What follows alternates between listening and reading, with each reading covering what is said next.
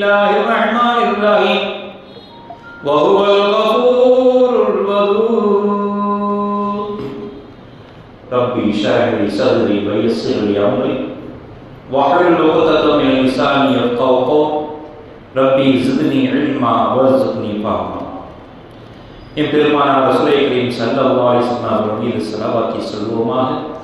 اللهم صل على محمد اللهم صل عليه وسلم اللهم صل على محمد اللهم صل عليه وسلم اللهم صل على محمد اللهم صل عليه وسلم اللهم صل على محمد يا رب صل عليه وسلم.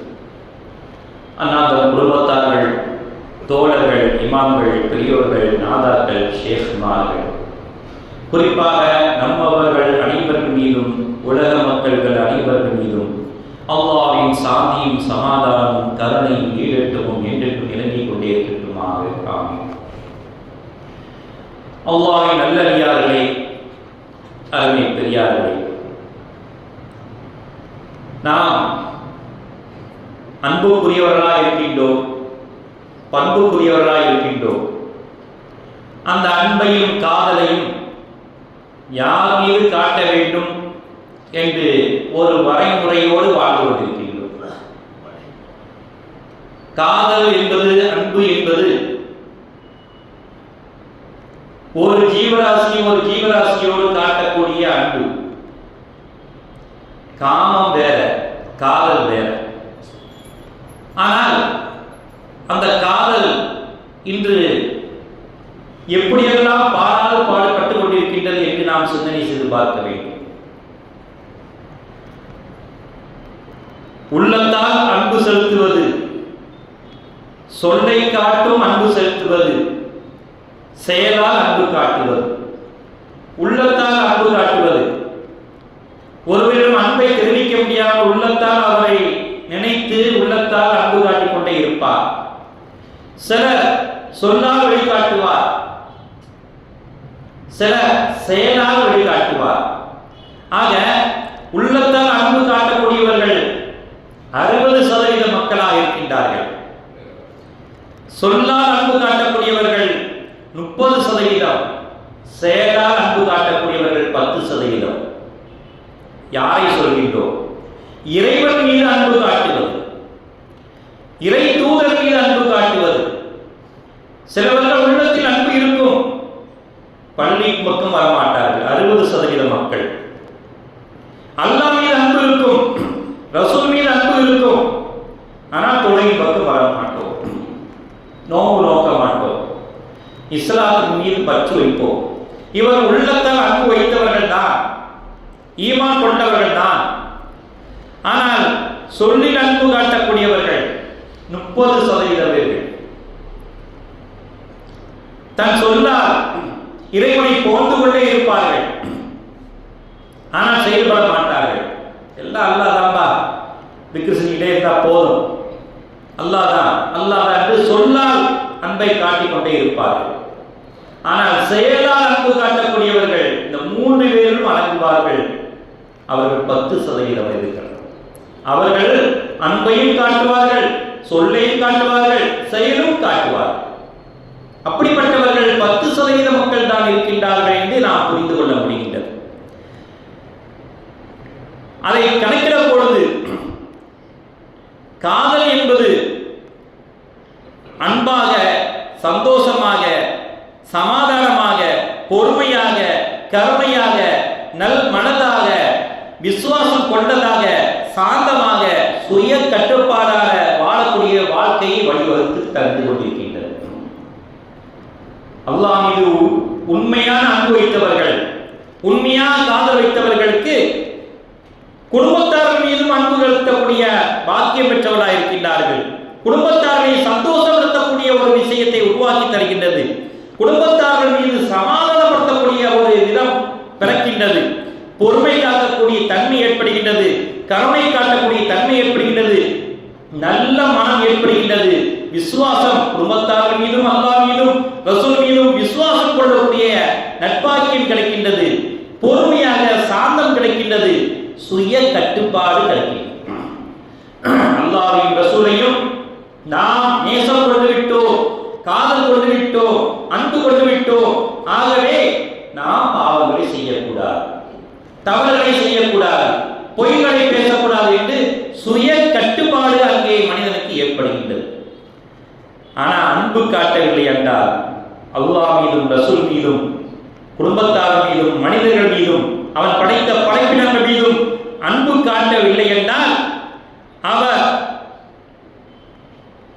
பொய்யே பேசிக் கொண்டிருப்பார், உண்மை பேச மாட்டார், சந்தோஷம் கொள்ள மாட்டார், நம்ப மாட்டார், நம்பிக்கை எதிர்பார்ப்பு எதுவுமே இல்லாமல் போய்விடுவார், பாசம் நேசம் உறவு இல்லாமல் போய்விடுவார், உண்மை நண்பர்களை கொண்டிருக்க மாட்டார். ஒருவர் மீது அன்பு இல்லை என்றால் இந்த அளவுக்கு நடக்கின்றது. ஒருவர் மீது அன்பு கொண்டால் எவ்வளவு பாக்கியம் கிடைக்கிறது. அவர் அன்புக்குரியவர் மீது உண்மைதான் பேசுவார். இவர் நம்ம தோழர், அல்லாஹ் ரசூலும் நம் மீது அன்பு காட்டுகின்றோம். ஆகவே ரசூல் மீதும் அல்லாஹ் மீதும் உண்மையா நடப்போம், குடும்பத்தார் மீது உண்மையா நடப்போம், உண்மைதான் பேசுவார், அவர் மீது சந்தோஷம் கொள்வார், அவரை நம்புவார். இவர் என்னுடைய தோழர், நம்பிக்கைக்குரியவர் என்று நம்புவார். அந்த நம்பிக்கை எதிர்பார்ப்பார். நாமும் அவர் நம்பிக்கையை எதிர்பார்க்க வேண்டும் என்று எதிர்பார்ப்பார். பாசம் நேசம் உறவு கொள்வார். உண்மையெல்லாம் உண்மையான நண்பராக வாழ்நாள் முழுவதும் கடைபிடிப்பார் என்று நாம் எண்ண முடிகின்றது. ஆனால் ஒருவர் மீது அன்பு இல்லை என்றால் பொறாமைப்படக்கூடிய தன்மை ஏற்படுகின்றது. ஒரு மீது அன்பு இல்லைனா அவர் மீது பொறாமை கொள்வார், பெருமை அளிப்பார், கேவலப்படுத்துவார், கோபமாக நடந்து கொள்வார், தன்னலமாக சுயநலமாக வாழ்ந்து காட்டுவார். அவரை ஒரு காலம் மன்னிக்க மாட்டார். அன்பு காட்டினால் எவ்வளவு நன்மை கிடைக்கின்றது, அன்பு காட்டாவிட்டால் எவ்வளவு தீமை நடக்கின்றது என்பதை நாம் சிந்தனை செய்வார்கள். அல்லாஹ் தஆலா வஹுவல் கஃபூருல் வதூர் என்று சொல்லி காட்டுகிறார். அவன் அதிகமாக மன்னிக்கக்கூடியவன், அன்பு செலுத்தக்கூடியவன். அல்லாஹ் நம் மீது அதிகமாக அன்பு செலுத்தக்கூடியவன். அந்த அன்பை எதிர்பார்க்கிறார். நீங்களும் என் மீது அன்பு காட்டுங்கள். அவன் மன்னிக்கக்கூடியவன். நீங்கள் ஒவ்வொருவரையும் நீங்களும் மன்னிக்க தயாராகுங்கள்.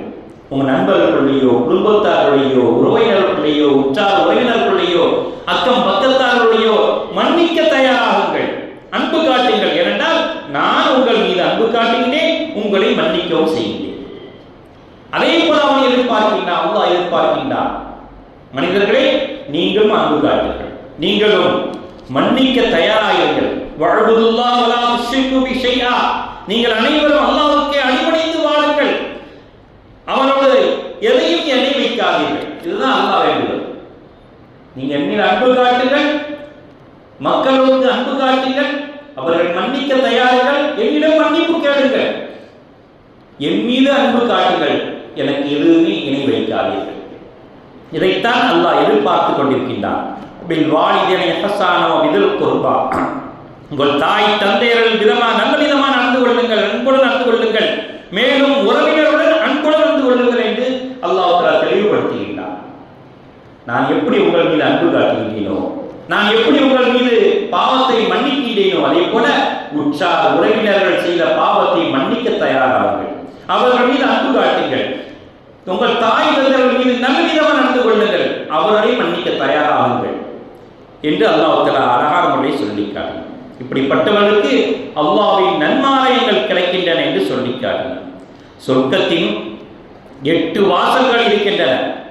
8 வாசலை எவ்வாறு தட்டுவது? இப்படி நடந்து கொண்டால் தான் 8 வாசலை தட்ட முடியும் என்று இஸ்லாம் அழகான முறையை கோடிட்டு காட்டுகின்றது. வஸீகல்லதீன தகு ரப்பஹும் இலல் ஜன்னதி ஸுமரா. எவர் தம் இறைவனுக்கு பயபக்தியுடன் நடந்து கொண்டார்களோ அவர்கள் கூட்டம் கூட்டமாக சொர்க்கத்தின் பால் கொண்டு வரப்படுவார்கள் என்று அல்லாஹ் தஆலா இந்த ஆயத்தில் சொல்லியிருக்கிறார். பயபக்தியோடு நடக்க வேண்டும். உற்றார் உறவினரோடு மன்னித்து அன்பு காட்டி அல்லாஹ்விடம் மன்னிப்பு கேட்டு அல்லாஹ்விடம் பிரியம் கொண்டு வாழக்கூடியவர்கள் கூட்டம் கூட்டமாக சொர்க்கத்தில் நுழைவார்கள். அல்லாஹ் சொல்லி காட்டக்கூடிய ஒன்று. ஹத்தா இலா ஜாஹும் வஃதியத் அபுவாபுஹா. அங்கு அவர்கள் வந்ததும் அதன் வாசல்கள் எல்லாம் திறக்கப்படும் என்று அல்லாஹ் சொல்லி காட்டினார். சொர்க்கத்துக்கு பல வாசல்கள் இருக்கின்றன. அந்த சொர்க்கத்தினுடைய வாசல்கள் எல்லாம் திறக்கப்படும் என்று சொல்லி காட்டி வகாலஹும் ஹஸனத்துஹா சலாமுன் அலைக்கும் திபுத்தும் பதுஹுலுஹா காலிதீன். அதன் காவலர்கள் இவர்களை நோக்கி உங்கள் மீது சாந்தி உண்டாகட்டும், நீங்கள் மனம் பெற்றவர்களாக, மனம் கவரக்கூடியவர்களாக நீங்கள் உள்ளே நுழையுங்கள், பிரவேசியுங்கள், ஏனென்றால் அதில் தங்கிவிடுங்கள், என்றென்றும் தங்கக்கூடியவர்களாக நீங்கள் இருங்கள் என்று சொர்க்கத்தின் காவலர்கள் எல்லாம் இவர்களை பார்த்து அழைக்கின்றார்கள். ஏன்? இந்த உலகத்தில் அல்லாஹ்வையும் ரசூலையும் அன்பு கொண்டவர்கள், அவன் படைப்பினங்களாக இருக்கக்கூடிய உற்சாக உறவினர்கள், சுற்றத்தார்கள், மனிதர்கள் மீது அன்பு கொண்டவர்கள், அவர்களுடைய பாவத்தை மன்னித்தவர்கள், அவர்களோடு ஒற்றி உறவாடியவர்கள், இவர்களெல்லாம் சொர்க்கவாதிகள் என்று அல்லாஹ் சொல்லிக்காமே. கூறப்பட்ட வசனத்தில் சொர்க்கத்தின் வாசல்கள் பல வகை என்று சொல்லப்படும். அபுவாபுஹா என்று அல்லாஹ் சொல்லிக்காட்டினார். பல வாசல்கள் இருக்கின்றன என்று சொல்லிக்காட்டினார். அது தொழுகையுடைய வாசல், ஜிஹாதுடைய வாசல், ரையா நோன்பு வைத்தவருடைய வாசல், சதகா செய்தவருடைய வாசல், தந்தை உறவினர்கள் நல்ல நேசம் கொண்டவருடைய வாசல், இப்படிப்பட்ட வாசல்கள் எல்லாம் இருக்கின்றன என்று புகாரி ஷரீஃபிலே 1897 ஹதீஸிலே பதிவு செய்யப்பட்ட ஹதீஸா இருக்கின்றது. சொர்க்கத்தின் பக்க வாசல்கள் இருக்கின்றன. அந்த வாசல் வழியாக மக்கள் எல்லாம் நுழைவார்கள் என்று சொல்லிட்டார். ஆதம் அலைஹிஸ்ஸலாம் மறுபடியும் ஆதம் அலைஹிஸ்ஸலாம் அவர்களை நோக்கி ஓடி வருவார்கள். ஆதம் அலைஹிஸ்ஸலாம் மக்களை சொல்வார்கள், நீங்கள் அடுத்த நபியா நூஹ் நபியிடம் செல்லுங்கள். நூஹ் நபியிடம் செல்வார்கள், நான் இல்லப்பா இப்ராஹிம் நபியிடம் செல்லுங்கள், அவர்கள் தான் தந்தையா இருக்கின்றார்கள் என்று சொல்லி அனுப்புவார்கள். இப்ராஹிம் நபியிடம் சொல்வார்கள், இல்லை இல்லை அதுக்கு அடுத்து மூசா அலைஹிஸ்ஸலாமுடைய போங்கள் என்று சொல்வார்கள். மூசா அலைஹிஸ்ஸலாம், ஈசா அலைஹிஸ்ஸலாம் என்று ஒவ்வொரு நபியாக போய் முஹம்மது நபி ஸல்லல்லாஹு அலைஹி அவர்களிடம் போய் நிற்பார்கள். அவர்கள் தான் அல்லாஹ்விடம் பரிந்துரை செய்வார்கள் என்று ஹதீஸே புகாரி ஷரீஃபில் பதிவு செய்யப்பட்ட ஹதீஸா இருக்கின்றது. ஆக ஒரு ஹதீஸிலே வரப்படுகிறது, யா அல்லாஹ் எனக்கு பிரத்யேகமான ஒரு தன்மையை கொடுத்திருக்கின்றார், என்னுடைய மக்கள் எல்லாம் பாவம் செய்த கூடவர்களாக இருக்கின்றார்கள், அவரை பரிந்துரைக்கக்கூடிய பாக்கியத்தை எனக்கு அனுமதி தருவாயாக என்று அல்லாஹ் கேட்கிறார். அல்லாஹ்வும் பரிந்துரை செய்யக்கூடிய பாக்கியத்தை பெருமானார் ஸல்லல்லாஹு ஸல்லல்லாஹு அலைஹி கொடுக்கின்றார். அர்ஷின் கீழே தலையை வைத்து சஜதா செய்து கொண்டே இருக்கின்றார்கள். எத்தனை காலம் சஜதா செய்தார்கள் என்று நமக்கே தெரியாது. ஹதீஸ் வல்லுநர்கள் சொல்லி காட்டினார்கள், பல ஆண்டுகள் சஜதா செய்திருக்கலாம். அந்த ஆண்டுகளுக்குள் இந்த மனிதர்கள், பாவம் செய்த மனிதர்கள் எல்லாம் நரகத்துக்கு தண்டனையாக்கப்பட்டு எத்தனை ஆண்டுகள் சஜதா செய்தார்களோ அத்தனை ஆண்டுகள் நமக்கு கணக்கு தெரியாது. அத்தனை ஆண்டுகள் சஜதா கலக்கக்கூடிய ஆண்டுகள் முழுவதும் பாவம் செய்தவர்கள் எல்லாம் அங்கே நரகத்தில் வாட்டப்பட்டு அல்லாஹ் உடனே சொல்கின்றான், ஹபீபே எழுந்துங்கள், சஜதாவுக்கு எழுந்துங்கள், என்ன வேண்டும் என்று கேளுங்கள். கேட்கின்றார்கள், என்னுடைய உம்மத்தெல்லாம் சொர்க்கத்தில் நுழைய வேண்டும். அப்படியா? அழைத்துக் கொண்டு செல்லுங்கள். சொர்க்கத்தின் பக்கவாட்டினுடைய செவர் வழியாக, வாசல் வழியாக செல்லுங்கள், வலதுபுற வாசல் வழியாக அழைத்து செல்லுங்கள் என்று அல்லாஹ் சொல்லி காட்டுகின்றார். எப்பேற்பட்ட பாக்கியம்! இன்னொரு ஹதீஸிலே வருகின்றது, யா அல்லாஹ் எனக்கு பரிந்துரைக்கக்கூடிய பாக்கியத்தை தந்தவனே, லா இலாஹ இல்லல்லாஹ் முஹம்மது ரசூலுல்லாஹ் என்று கலிமா சொன்னவர்கள் எல்லாம் சொர்க்கத்தின் நுழையக்கூடிய பாக்கியத்தை கூடியாகும். அதற்கும் அல்லாஹ் தஆலா செய்திசாய் தன் உம்மத்துமார்கள் தண்டனை அனுபவித்து விட்டார்கள் என்று கூட பெருமான் ரசூலுக்கு அறிவிக்காமல் மனம் வேதனைப்படுவார்கள், கஷ்டப்படுவார்கள். நம் உம்மத்துமார்கள் இத்தனை ஆண்டுகளாக நரகத்தில் கிடந்தார்களா என்பது கூட ரசூலுக்கு மறைக்கப்பட்டு இப்போது அழைத்து விட்டு செல்லுங்கள் என்று சொர்க்கத்தில் அழைக்கின்றார்கள் என்றால் எல்லோரும் சொர்க்கவாதிகள் தான். அந்த நரகத்தின் நுழையில் வாசல் நுழையாமல் செல்லக்கூடிய பாக்கியத்துக்காக தான் நாம் தொழுகின்றோம். மகான்கள் எல்லாம் சொல்கின்றார்கள், நான் சொர்க்கத்துக்கு ஆசைப்பட்டு தொழுகவில்லை, நரகத்துக்கு பயந்து நான் தொழுகவில்லை, அல்லாஹ் மீது காதல் கொண்டு தொழுகின்றேன் என்று சொல்லி காட்டினார். அதைத்தான் அல்லாஹ் எதிர்பார்க்கிறார். மக்களுக்கு புரிய வைக்க வேண்டும் என்பதற்காக நான் சொர்க்கத்தை தருகின்றேன், தொழுகுங்கள், நரகத்தை போடுவேன் என்று பயங்காட்டி தொழுகுங்கள் என்று சொல்லி காட்டுகின்றான். ஆனால் நடக்கத்தான் போய் சொர்க்கம் நரகம் இருக்கத்தான் செய்கின்றது. ஆனால் உண்மையான தொழுகை அதுக்காக தொழுகின்றோமா? நரகத்துக்கு செல்வோம் என்று பயந்து தொழுகின்ற தொழுகை என்ன தொழுகை? சொர்க்கம் கிடைக்க வேண்டும் என்று ஆசைப்பட்டு தொழக்கூடிய தொழுகை என்ன தொழுகை? அல்லாஹ் யா அல்லாஹ் உன் மீது ஆசை கொண்டுதான் நான் தொழுகிட்டேன், வேறு எதற்கும் ஆசைப்படவில்லை என்று அல்லாஹ்வின் மீது அன்பு கொண்டு அல்லாஹ் மீது காதல் கொண்டு நாம் தொழுகின்ற தொழுகையைத்தான் அல்லாஹ் தஆலா உகந்து பார்க்கின்றான் என்று பெருமானார் ரசூலை கரீம் ஸல்லல்லாஹு அலைஹி வஸல்லம் சொல்லி காட்டினார். சொர்க்கத்தினுடைய வாசல் எப்படிப்பட்ட வாசல் என்று தெரியுமா? மக்காவுக்கும் பஹ்ரைனில் உள்ள ஹஜர் என்ற ஊருக்கும் எவ்வளவு தூரம் இருக்கின்றதோ அந்த தூரம் அளவுக்கு சொர்க்கத்துடைய வாசல் அகலம் இருக்கின்றது என்று சொல்லி காட்டினார்கள். மற்றொரு ஹதீஸிலே சிரியாவுக்கும் புஷ்ரா என்ற ஊருக்கும் எவ்வளவு தூரம் இருக்கின்றதோ அவ்வளவு தூர அளவு அந்த சொர்க்கத்தின் வாசல்கள் இருக்கின்றன என்று சொல்லப்படுகின்றது என்றால் எவ்வளவு பெரிய வாசலாக இருக்கின்றது. ஆதம் அலைஹிஸ்ஸலாம் காலத்திலிருந்து கியாமத் நாள் அடைகின்ற வரையில் உள்ள மக்கள் நுழையக்கூடிய பாதை சிறப்பான பாதையாக இருந்து கொண்டிருக்கிறது. ஆக அல்லாஹ்வுக்காக தொழுக வேண்டியது அபூ ஹுரைரா ரலியல்லாஹு அன்ஹு அவர் அறிவிக்கின்றார்கள். முஸ்லிமிலே பதிவு செய்யப்பட்ட ஹதீஸாக இருக்கின்றது. அடுத்து ஹஜ்ஜின் வாசல் இருக்கின்றது.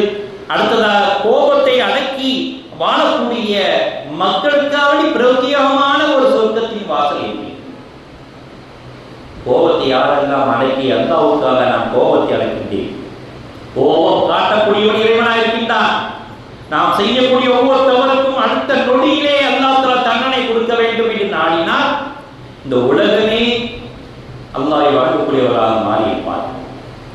இன்றைக்கு தொழுகவில்லை என்றால் தண்டனை, நோன்பு நோக்கவில்லை என்றால் தண்டனை, ஹஜ் செய்யவில்லை என்றால் தண்டனை, ஜக்காத் கொடுக்கவில்லை என்றால் தண்டனை, உடனுக்குடன் நிறைவேற்றப்படும் என்று அல்லாஹ் தஆலா உத்தரவு போட்டிருந்தால் நம்முடைய நிலைமை எல்லோரும் பள்ளிவாசல் குவிந்திருப்பார்கள், எல்லோரும் ஹஜ் செய்திருப்பார்கள், உம்ரா செய்திருப்பார்கள், நோன்பு நோற்றிருப்பார்கள், ஜக்காத் கொடுத்திருப்பார்கள்.